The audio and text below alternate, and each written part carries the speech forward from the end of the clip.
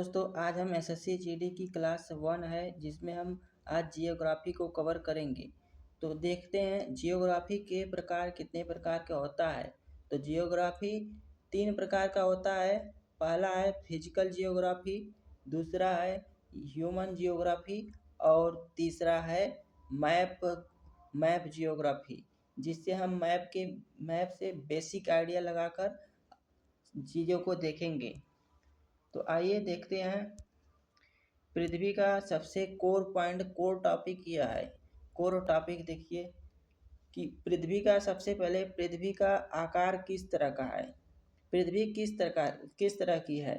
पृथ्वी अंडाकार नहीं है। पृथ्वी का आकार जियोड है, अंडा के आकार जैसा है। पृथ्वी की गति कितने प्रकार की है।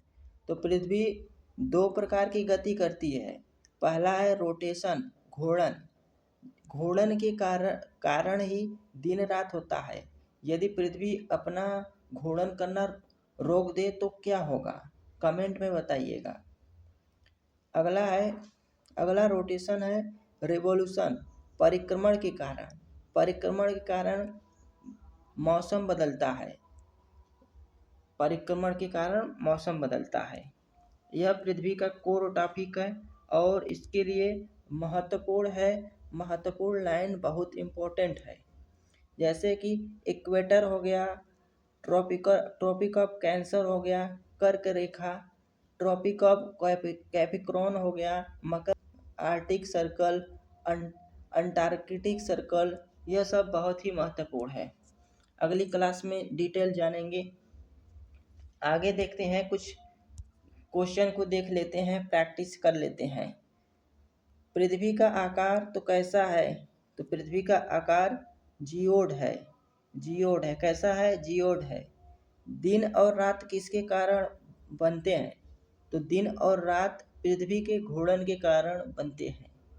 अगला है कर्क रेखा भारत के किस राज्य से गुजरती है। तो कर्क रेखा भारत के मध्य प्रदेश राज्य से गुजरती है। टोटल 8 राज्यों से गुजरती है कर्क रेखा भारत से।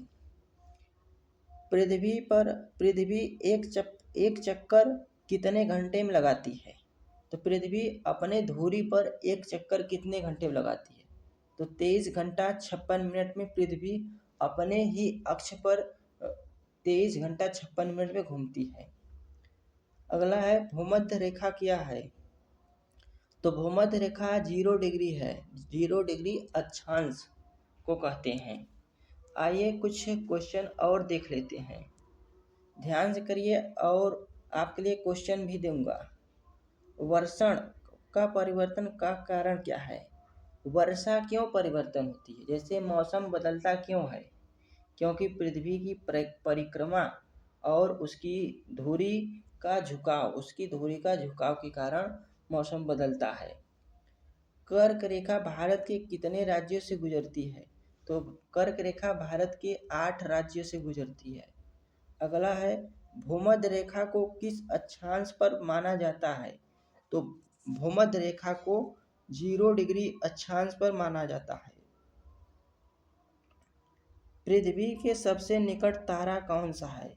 तो पृथ्वी के सबसे निकट तारा सूर्य है। यह क्वेश्चन बार बार पूछा जा चुका है, सूर्य क्या है।